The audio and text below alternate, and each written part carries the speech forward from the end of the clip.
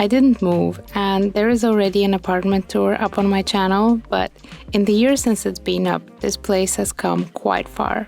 I've managed to let go of many things. I've introduced new ones that offer me versatility and flexibility in the way that I use my space. I have designed some clever techniques to store and use my items, and most importantly, I've upgraded these walls to pure black. Let me start you back at the hallway.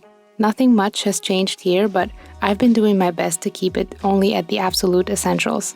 Important mail and packages can pile here, so if I'm diligent with taking care of things, that means that no to-dos are open and the space will be clean.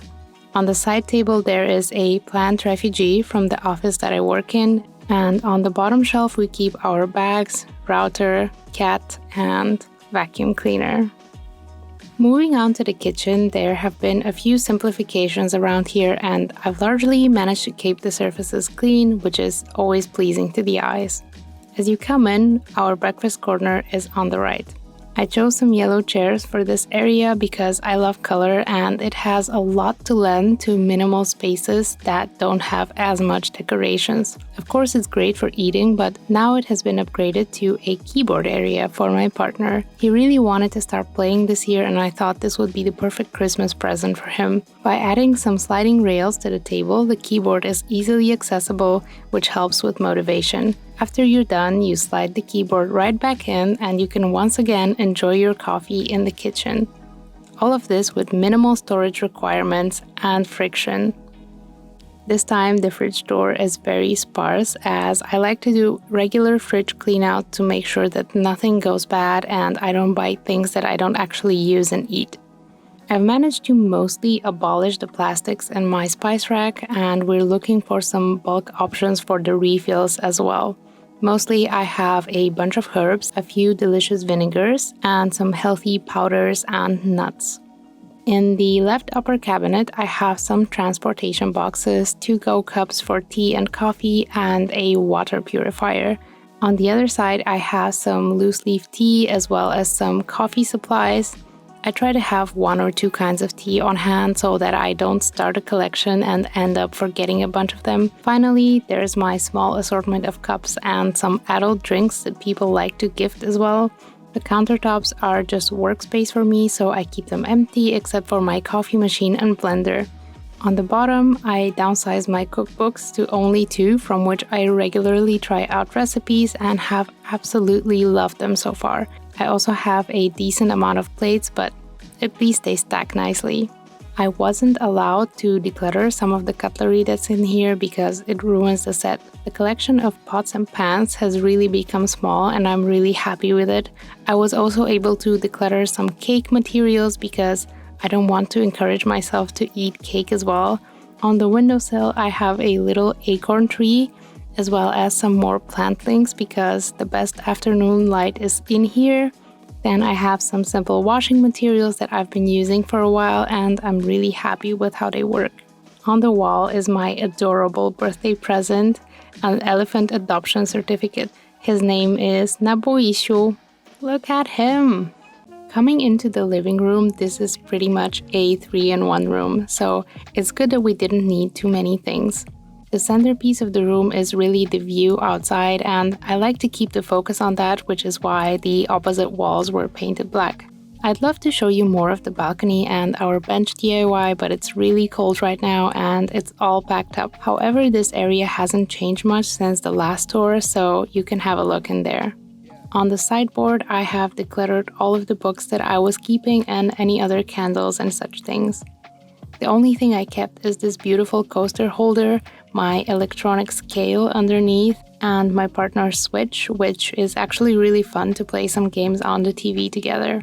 And there is no cable or anything, but this Chromecast is awesome for YouTube, etc. Not much has changed in the kitty tree corner except for the beautiful new wall color. I still have my guitars hanging there so I can just grab them and start playing, which is very motivational, and they serve as a nice decoration as well. On the other side is our workspace and a plant stand from our dead palm. I officially decided against getting any more plants as they are a responsibility and I don't want any one plant to be neglected.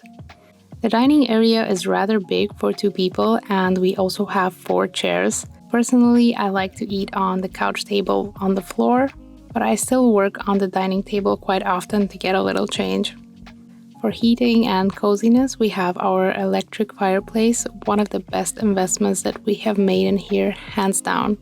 By the window resides our other monstera, which is heavily damaged by our cat, which is why she has also received a high stool. Our office area is in the corner, as that's the only place that really made sense for it. The newly black walls give it a really distinguished feeling, I think.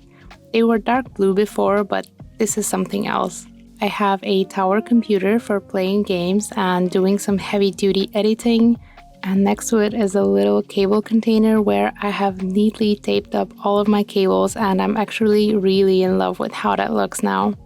You've already seen what's on here, but I'm proud to say I got rid of half of it, and that is a classic minimalist brag if there ever was one. The Go-V smart bulb is one of my favorite accessories to totally change the feeling of this place.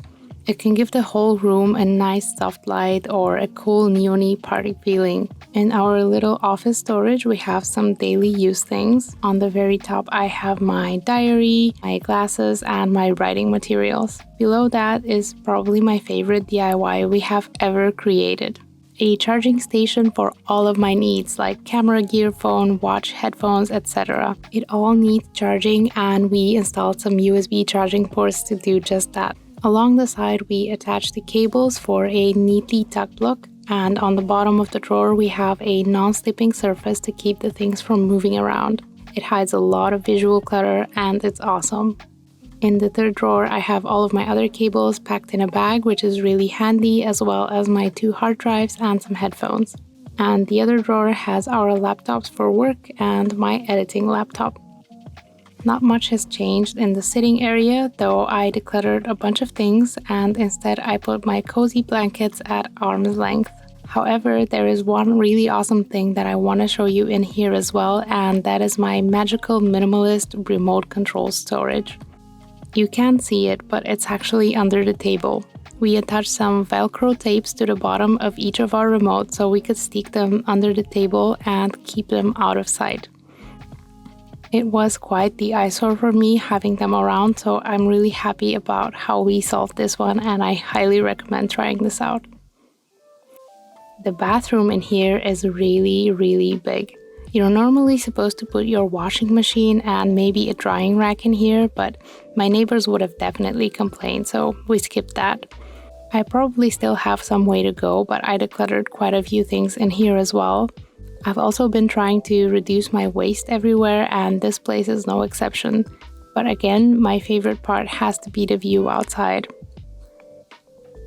One of my favorite waste reducing solutions was installing a bidet in here. I've also learned to work with much less makeup, and I'm not even sure I need the whole makeup table anymore either.